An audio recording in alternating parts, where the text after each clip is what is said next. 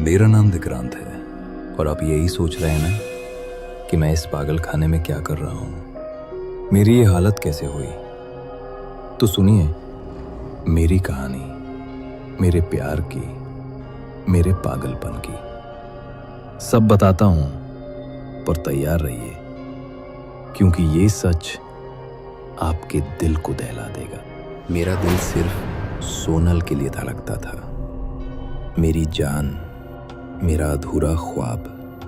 सोनल की खूबसूरती ऐसी थी कि वक्त ठहर जाए, एक नजर से दिल ना भरे, पलटकर दोबारा देखना जरूरी हो। वो परफेक्ट दिखना चाहती थी और थी भी। उसकी हंसी में बगीचे खिल उठते थे, पर मेरे नसीब में सिर्फ कांटे थे।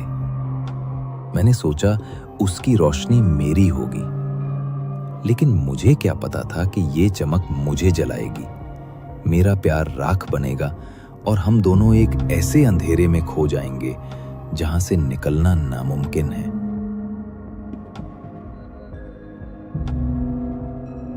एक दिन हल्की धूप और ठंडी हवा के बीच मैं और सोनल बगीचे में मिले।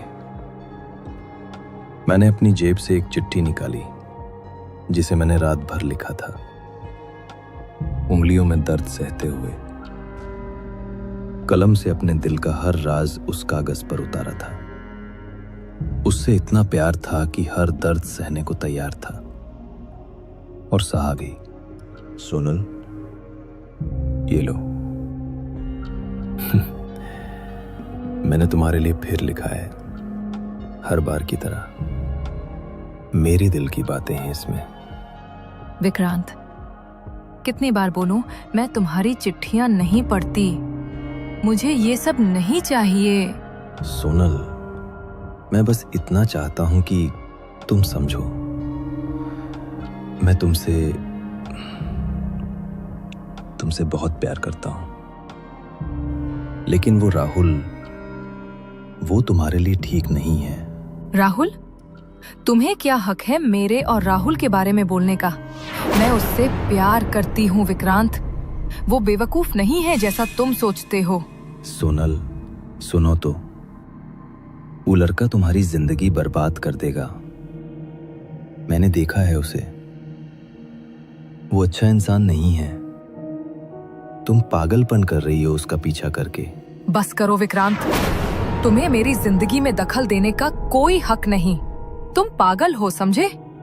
मेरे और राहुल के बीच में मत आओ। तुम्हारा दिमाग खराब हो गया है। मैं वहीं खड़ा रह गया जहां फूलों की महक अब कांटों सी चुभ रही थी। मेरी चिट्ठियां, मेरा प्यार, सब बेकार। सोनल का गुस्सा मेरे सीने में चाकू की तरह उतर गया और राहुल का नाम मेरे दिमाग में जहर की तरह घूमने लगा।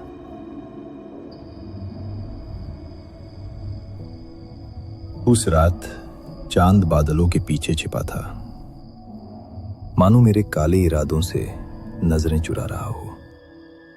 मैं सड़क के किनारे एक पुराने बरगद के नीचे खड़ा था। मेरे हाथ में एक बोतल थी, तेजाब से भरी, जो मेरे कांपते हाथों में ठंडी और भारी लग रही थी। तभी सोनल सामने से आती दिखी।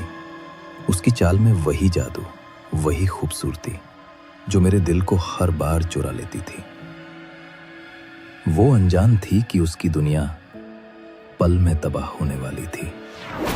सोनल, रुक जाओ, बस एक बार सुन लो। मैं जानना चाहता हूं, तुम मुझसे प्यार नहीं करती, लेकिन मुझ में क्या कमी है? विक्रांत, तुम्हें सचमुच लगता है मैं तुम्हारी तरफ देखूंगी? मैंने अपनी जिंदगी में तुमसे घिनौना लड़का नहीं देखा। तुम मेरे टाइप के हो ही नहीं। तुम तो किसी कुत्ते जैसे लगते हो, जिसकी पूंछ अभी भी टेढ़ी है, कभी सीधी नहीं हो सकती। उसके शब्द मेरे सीने में तीर की तरह चुभे। उसकी हंसी, जो कभी मेरे लिए फूलों की बहार थी, अब जहर बनकर मेरे कानों में गूंज रही थी। मेरा गुस्सा, मेरा दर्द, सब एक ज्वालामुखी की तरह फट पड़ा। मैंने बोतल खोली और एक झटके में तेजाब उस पर उड़ेल दिया। वो चीखी, जमीन पर गिर पड़ी। उसकी खूबसूरती धू धू करके पिघलने लगी, जैसे कोई मोम की मूर्ति आग में जल रही हो। लेकिन मेरे चेहरे पर एक ठंडी मुस्कान थी। अगर तू मेरी नहीं हो सकती सोनल, तो किसी की भी नहीं होगी। वो जमीन पर तड़प रही थी, उसकी चीखें रात के सन्नाटे को चीर रही थी, और मैं उसी बरगद के नीचे खड़ा अपने प्यार की राख को देख रहा था, जो मेरे ही हाथों जलकर खाक हो गई थी। उस रात एक पुरानी फिल्म का सीन मेरे दिमाग में चक्कर काट रहा था। टीवी पर देखा था कि गला दबाने से धड़कन धीमी हो जाती है, दर्द गायब, लेकिन तेजाब, वो तो सिर्फ चेहरा जलाता है, जान नहीं लेता। क्या सोनल जिंदा थी? ये ख्याल बिजली बनकर दिमाग में कौन था?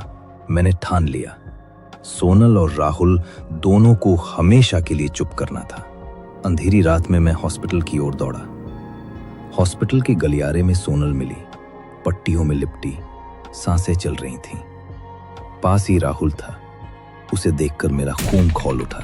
मेरा इरादा पक्का था। मैंने पहले राहुल का गला काटा, फिर सोनल को मारा। दोनों की सांसें थम गईं। लेकिन तभी सायरन की आवाज गूंजी। पुलिस! उनकी जूते गलियारे में गूंज रहे थे। मेरे हाथ कांपे और पलक झपकते ही मुझे दबोच लिया गया। कुछ दिन बाद पता नहीं क्यों मुझे पागल घोषित करके मुझे पागल खाने की सलाखों में डाल दिया गया। मैंने सब कबूल किया, मेरा प्यार, मेरा गुस्सा, मेरा गुनाह। पर क्यों? मैं तो सोनल को बचाना चाहता था। अब हर रात उसकी चीखें, उसकी आंखों के सवाल मुझे सोने नहीं देते। मुझे आज तक समझ नहीं आया कि मुझे इस पागल खाने में क्यों डाल दिया गया। यहाँ हर शख्स अजीब था। कोई अनजानी चीज को देखकर चीखता रहता, कोई बस हंसता रहता, कोई खेलता रहता। ये सारे लोग पागल थे, लेकिन मैं तो सिर्फ अपनी सोनल को चाहता था। अब यहाँ इन ठंडी दीवारों के बीच मुझे उसकी याद सताती है। हर पल उसकी हंसी, उसकी वो चमकती आंखें मेरे दिल में चाकू की तरह चुभती हैं। वो चेहरा जो मैंने अपनी गलती से राख कर दिया, अब मेरे सपनों में आकर मुझे तड़पाता है। मैं यहाँ अकेला हूं और सोनल की याद मेरे सीने में एक ऐसी आग बनकर जल रही है जो कभी नहीं बुझती। पागल खाने की ठंडी दीवारों के बीच, जहां हर कोने से अजीब सी आवाजें गूंजती थीं, मैंने एक दिन उस पागल से बात करने की ठानी, जो हर वक्त हवा में बड़बड़ाता रहता था। उसका चेहरा मानो किसी पुरानी किताब का पन्ना, रहस्य और पागलपन से भरा हुआ। मैंने हिम्मत जुटाकर उससे पूछ ही लिया, अरे भाई, तू दिन रात किससे बातें करता रहता है? कोई दिखता तो है नहीं।